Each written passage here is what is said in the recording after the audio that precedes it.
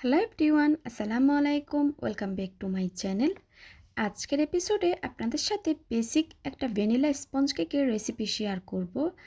আর আজকের এই কেকটা আপনারা চাইলে 1.5 পাউন্ডের কেকের বেস হিসাবে ইউজ করতে পারেন। আশা করছি আজকের রেসিপিটা আপনাদের ভালো লাগবে। ভালো লাগলে প্লিজ আমার চ্যানেলটা সাবস্ক্রাইব করার জন্য অনুরোধ রইল। সাথে থাকা বেল আইকনটি ক্লিক করবেন। চলুন তাহলে রেসিপিটি দেখে নেওয়া যাক। কেকের বেসটা তৈরি করার জন্য প্রথমে আমাদের বড় সাইজের 3টা ডিম লাগবে। ডিমগুলো রুমের স্বাভাবিক তাপমাত্রায় থাকতে হবে। এবার কুসুম আর সাদা অংশটাকে আমি আলাদা করে নিচ্ছি। এবার দিয়ে দিলাম সাদা অংশে 1/2 চা চামচ পরিমাণ হোয়াইট ভিনিগার। অনেকে এটাকে সাদা সিরকো বলে থাকে। আপনাদের কাছে যদি হোয়াইট ভিনিগারটা না থাকে তাহলে আপনারা এখানে 1/2 চা চামচ পরিমাণ লেবুর রস দিয়ে দিতে পারেন। তারপরে দিয়ে দিচ্ছি 1/2 কাপ পরিমাণ চিনি। চিনিটাকে আমি একবারে না দিয়ে 2 থেকে 3 বার দিব। তারপরে একটা ইলেকট্রিক বিটারের সাহায্যে মিডিয়াম স্পিডে বিট করে নিব। আর মিডিয়াম স্পিডটা থাকবে শুরু থেকে শেষ পর্যন্ত। আপনারা যদি হাই স্পিডে বিট করেন তাহলে ডিমের ফোমটা তাড়াতাড়ি হয়ে যাবে আর চিনিটা দানা দানা থেকে যাবে। এই জন্য কিন্তু মিডিয়াম স্পিডে বিট করে নিতে হবে। আমি একটু করে চিনি দিচ্ছি, আবারও বিট করে নিচ্ছি 2 থেকে 3 মিনিট। এভাবে করে আমি বিট করে নিব। আমি কিন্তু ভিডিওতে খুব ডিটেলস আকারে শেয়ার করি। আপনারা যদি কিছু বুঝতে না পারেন তাহলে আপনারা কমেন্ট সেকশনে গিয়ে কমেন্ট করতে পারেন। আর যারা আমার চ্যানেলে নতুন এসেছেন প্লিজ সাবস্ক্রাইব করার জন্য অনুরোধ রইল। এবার সম্পূর্ণ চিনিটুকু দিয়ে আমি আবারও বিট করে নিব 2 থেকে 3 মিনিট বা চিনির দানাটা গলে যাওয়া পর্যন্ত। আপনারা কিন্তু চিনিটা এভাবে 2 থেকে 3 বার করে দিবেন।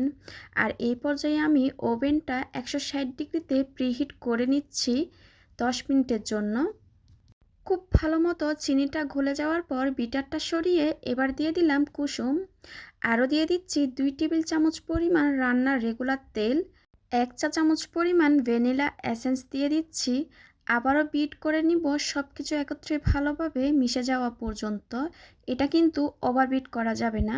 আমি 10 থেকে 15 সেকেন্ড বিট করে বিটারটা সরিয়ে নিব। বিট করা হয়ে গেছে। এবার শুকনো উপকরণগুলো দিয়ে দিব। তার জন্য একটা ছাঁকনি নিয়ে নিলাম।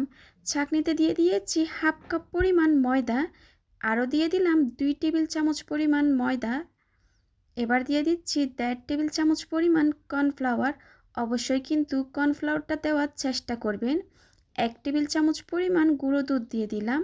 1 চা চামচ পরিমাণ বেকিং পাউডার দিয়ে দিয়েছি। 1/4 টিস্পুন পরিমাণ লবণ দিয়ে দিলাম। আপনারা কেকের বেস তৈরি করার সময় অবশ্যই কিন্তু প্যাকেটের ময়দাটা ব্যবহার করার চেষ্টা করবেন।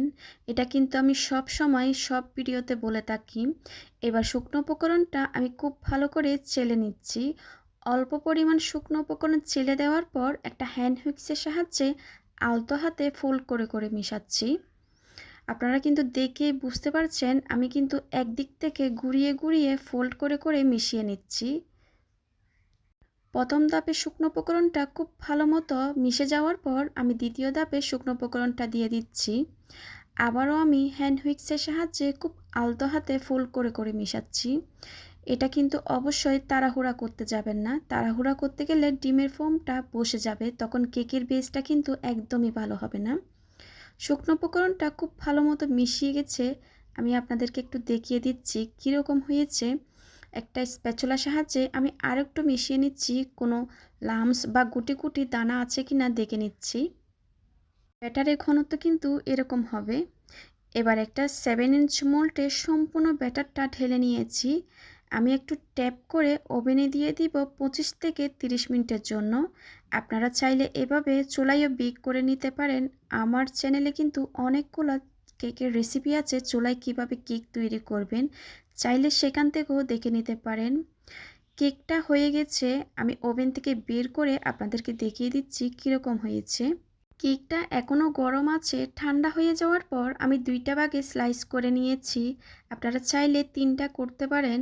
আমি একটু হাতে নিয়ে দেখিয়ে দিচ্ছি কেকটা কতটা সফট হয়েছে। দেখুন, আপনারা দেখেই কিন্তু বুঝতে পারছেন কতটা সফট হয়েছে। আশা করি আমার আজকের রেসিপিটা আপনাদের ভালো লেগেছে। ভালো লাগলে প্লিজ একটা লাইক দিবেন। আজকের মতো বিদায় নিচ্ছি। সবাই খুব ভালো থাকবেন। সবাই সবার জন্য দোয়া করবেন। আল্লাহ হাফেজ।